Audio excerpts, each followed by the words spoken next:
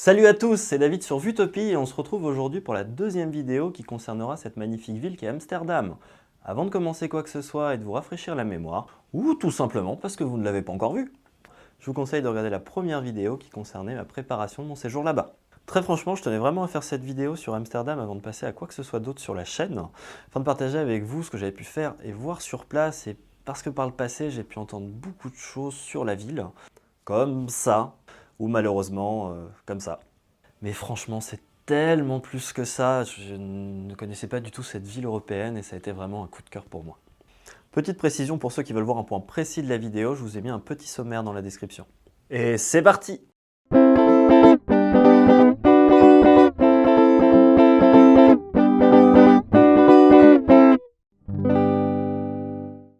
Je vais commencer par vous parler très brièvement des transports. Comme je vous le disais dans la première vidéo, j'ai pris un bus de voyage pour me rendre sur place, plus précisément la compagnie Eurolines.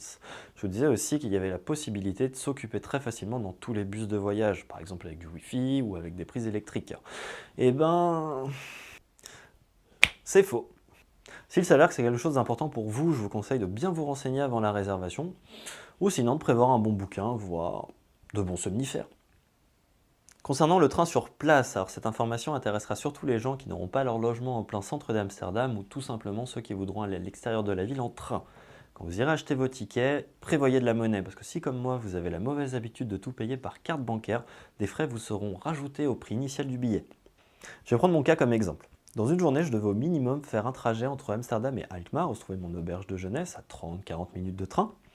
Le prix du billet coûtait initialement 8 €. Payant par carte bleue, ça me revenait à 8,50 €. Après, imaginons que vous n'avez pas d'autre choix et que vous êtes obligé de payer par carte bancaire. Il faut savoir que ce petit surplus s'applique au niveau du paiement.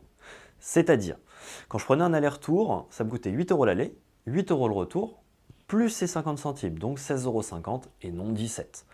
Je vous conseille donc de prendre tous vos tickets pour tous vos trajets à venir.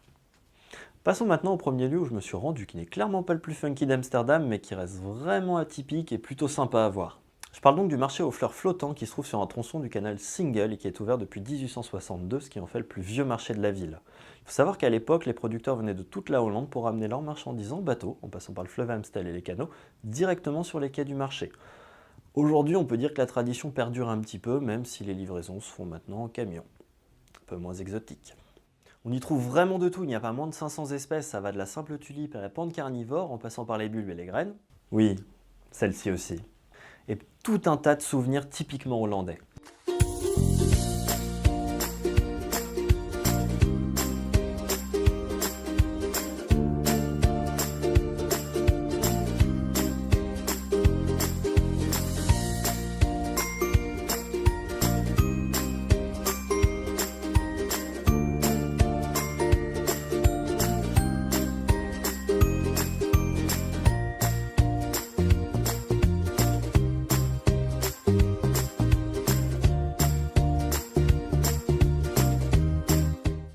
La maison d'Anne Frank.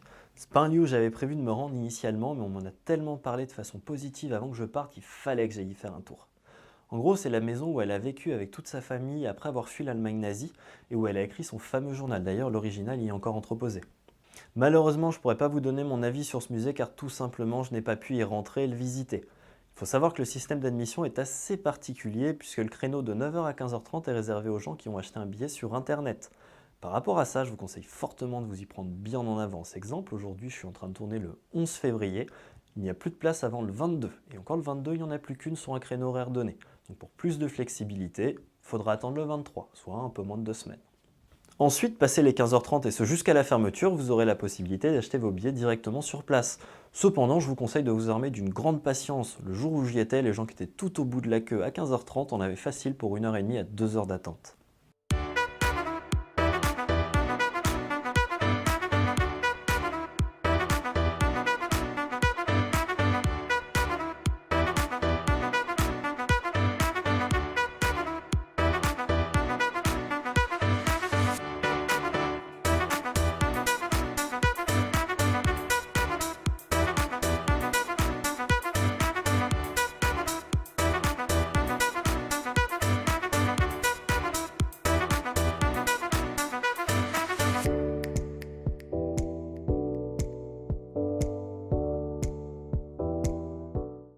On va continuer dans la phase musée avec celui de Rembrandt. Donc celui-ci aussi est installé dans la maison où a vécu le peintre pendant 19 ans. À l'intérieur, c'est une reconstitution de l'époque où il y vivait et où sont exposés ses tableaux et ceux de ses contemporains. En fait, à l'intérieur, on a vraiment l'impression d'errer dans une maison typique du XVIIe siècle. Le prix du billet est 13 € avec audioguide compris, ce qui permet d'apprendre tout un tas d'informations complémentaires sur la maison. Personnellement, j'ai trouvé que la visite se faisait assez rapidement puisqu'en environ 1 heure, j'étais déjà sorti.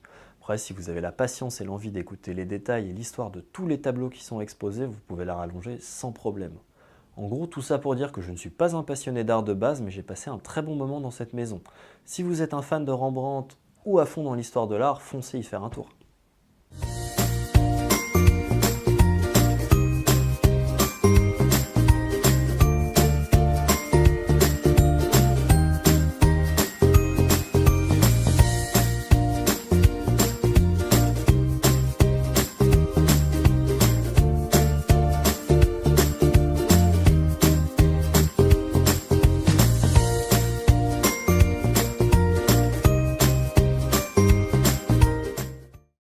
Je pourrais pas finir cette vidéo sans évoquer avec vous les vélos. Alors comme je vous le disais dans la première vidéo, il y en a tellement partout en ville que c'en est devenu un symbole.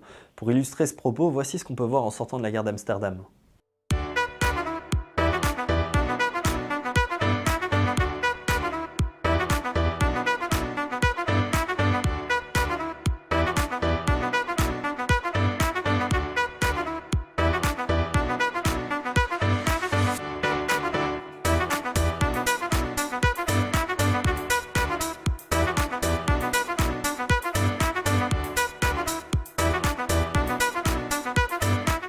Mais il y en a des milliers à se demander comment ils font pour retrouver l'heure à chaque fois. Il fallait donc absolument que j'en loue un, donc j'ai trouvé un petit shop pas loin de la gare, ici précisément, où j'ai payé 8 € la journée en devant rendre le vélo le soir même. Franchement, j'ai trouvé ça plutôt raisonnable.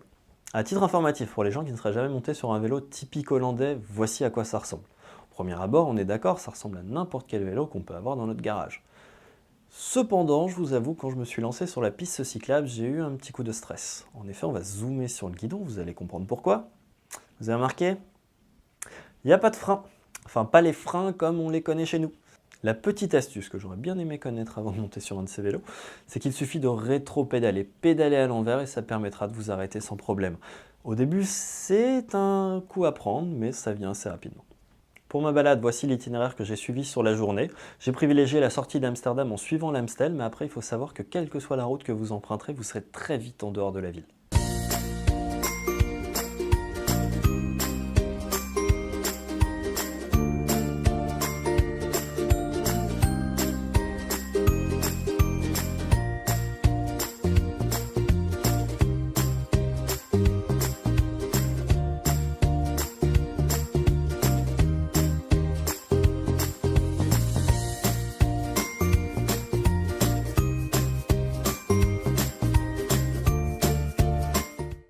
On va maintenant passer au budget. Alors avant de commencer, je voulais quand même rappeler que Amsterdam restait de base une ville relativement chère. Concernant mes dépenses d'avant-voyage, donc le bus et l'auberge de jeunesse, qui a été ma plus grosse dépense, j'en ai eu pour 79 €, auquel j'ai décidé de rajouter le train entre Amsterdam et Alkmaar, ce qui me fait un total de 112 €. Ensuite, concernant les dépenses sur place, donc qui comprennent les visites, le vélo, les transports en commun, j'en ai eu pour 31,50 €, ce qui est relativement peu, sachant que j'ai privilégié les balades en ville gratuites plutôt que certaines visites. On va finir avec la partie la plus flexible qu'est la nourriture. Donc en me limitant un maximum au niveau des sorties resto, j'en ai eu pour 60 €, ce qui me faisait une moyenne de 10 € par repas. En tout, ces 2 jours et demi sur Amsterdam m'ont coûté 203,50 €. Ça y est, après de longs mois d'attente, je suis super content, je peux enfin vous présenter cette vidéo. J'espère qu'elle vous a plu, j'espère qu'elle vous a donné envie de vous rendre quelques jours, quelques semaines, voire carrément plus sur Amsterdam. Personnellement, je vous le conseille à 1000 %. En tout cas, n'hésitez pas à vous abonner, à me lâcher un petit pouce bleu et à me rejoindre sur les réseaux sociaux, ça m'aiderait grandement. Et puis je vous dis à bientôt et bon voyage.